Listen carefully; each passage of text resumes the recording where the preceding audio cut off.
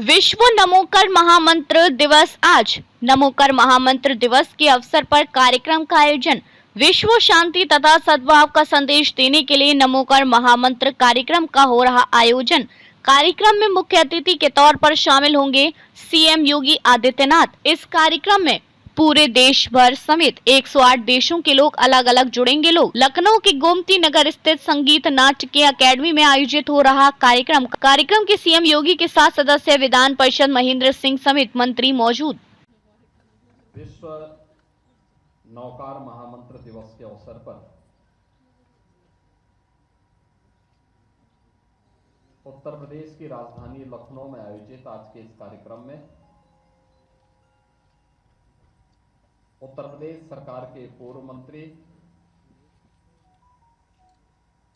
विधान परिषद के सदस्य doctor Mahendra Singh ji, Jain international trade organisation के चीफ पैटर्न श्री पीके जैन जी, अध्यक्ष श्री जैन धर्म प्रवर्तनी सभा श्री विनय जैन जी, निदेशक लखनऊ कैंसर इंस्टीट्यूट श्री अंशराज जैन जी, निदेशक BP engineers Shri Sharad Jain ji, chief adviser जी तो श्री राहुल जैन जी, और आज के इस कार्यक्रम में यहां पर उपस्थित राष्ट्रीय स्वयंसेवक संघ के प्रांत प्रचारक माननीय कौशल जी, माननीय विधायक श्री ओपी श्रीवास्तव जी, और उपस्थित जैन धर्म से जुड़े हुए सभी बहनों और भाइयों, मैं सबसे पहले विश्व नौकार महामंत्र दिवस के अवसर पर आप सबको मैं बधाई देता हूं। अभी नौकार महामंत्र दिवस के अवसर पर आप सबने देश के यशस्वी प्रधानमंत्री आदरणीय श्री नरेंद्र मोदी जी का एक महत्वपूर्ण उद्बोधन सुना है। नौकार महामंत्र कैसे व्यावहारिक जीवन में हम सब के लिए सफलता का मार्ग प्रशस्त कर सकता है, उसकी एक सरल व्याख्या उन्होंने 9 संकल्पों के रूप में हम सबको देकर के जैन धर्म के 24 तीर्थंकरों के भाव और उनके प्रति श्रद्धा का भाव प्रत्येक भारतवासी के मन में पैदा हो, जो जीव मात्र के कल्याण का मार्ग प्रशस्त कर सके। आज आदरणीय प्रधानमंत्री जी के इस महत्वपूर्ण उद्बोधन से हम सबको यह नई प्रेरणा प्राप्त हुई है। हम सबको इन बातों को ध्यान में रखना होगा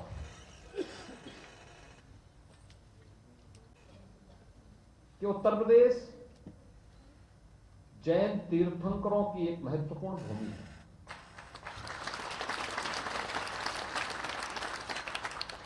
भगवान ऋषभ देव अयोध्या के पहले राजा थे।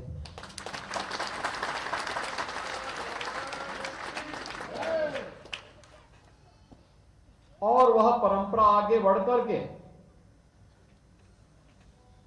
तो आप देखेंगे अयोध्या में ही 4 तीर्थंकर पैदा हुए, 5 तीर्थंकर पैदा हुए, और काशी में भी 4 तीर्थंकर, काशी में, वाराणसी में। देखिए, जो सबसे प्राचीन नगरी है हमारी अयोध्या, काशी, इन्हीं क्षेत्रों में पैदा हुए, और यहीं से उन्होंने मुक्ति का मार्ग प्रशस्त किया। ऋषभ देव की ही परंपरा में, भगवान ऋषभ देव की ही परंपरा में भगवान मनु पैदा हुए। जिन्होंने मानव धर्म की रचना करके पूरी सृष्टि के अंदर इस परंपरा को आगे बढ़ाया था, और उसी परंपरा में भगवान राम का जन्म हुआ।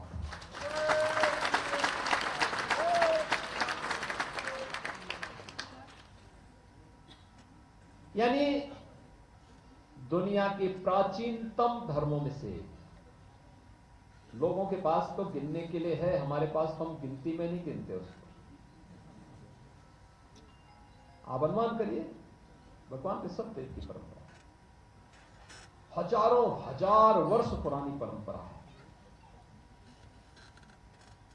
जब दुनिया के सामने कुछ भी नहीं था, अंधकार था,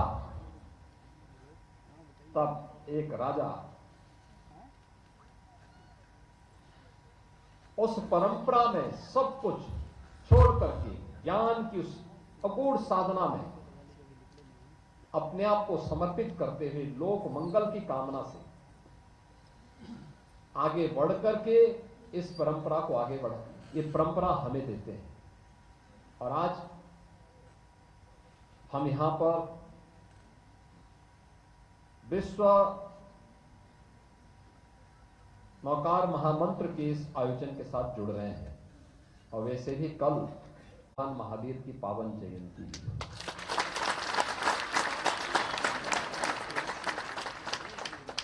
प्रधानमंत्री जी ने जो 9 संकल्प हम सबको दिलाए हैं, ये 9 संकल्प वही हैं जो 24 तीर्थंकरों ने लोक कल्याण के लिए और जीव मात्र के कल्याण के लिए हम सबके सामने अपने महत्वपूर्ण उपदेशों के माध्यम से हम सबके जीवन के मार्ग को आगे बढ़ाने के लिए एक नई प्रेरणा प्रदान की। यह हम सबका संकल्प बनना चाहिए, हम इसको अनुसरण कर सकें। और प्रधानमंत्री जी के महत्वपूर्ण उद्बोधन में आपने उन सभी बातों को देखा होगा। हम सामान्यतः जीवन में इन बातों को मानते हैं, बीमारी के लक्षणों को ढूंढने का प्रयास करते हैं, उसके लिए कोई ना कोई उपाय ढूंढते हैं, या कोई ना कोई उसको बहाना बना करके टालने का प्रयास भी करते हैं। लेकिन अगर आप देखेंगे, प्रत्येक मनुष्य के जीवन में 3 प्रकार के ही दुख आते हैं, और उसके इर्द गिर्द ही सब कुछ घूमता है। आदि दैविक है, आदि भौतिक है, और आध्यात्मिक है।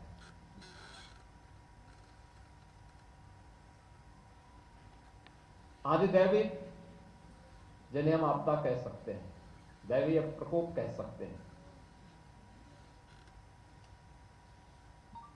आदि भौतिक जिसे आप मानव के द्वारा पैदा किए गए भय के रूप में देख सकते हैं, या जीव के द्वारा पैदा किए गए भय के रूप में देख सकते हैं। आतंकवाद को भी उस रूप में आप ले सकते हैं, या किसी हिंसक जीव के द्वारा दिए गए कष्ट को भी आप उस रूप में ले सकते हैं। और आध्यात्मिक हमारी शारीरिक और मानसिक व्याधि। लेकिन ये जो साधना है, जिसे हम नौकार महामंत्र के रूप में सभी अंगीकार करते हैं, और ये महामंत्र भी अणो और हंताणाम से प्रारंभ होकर के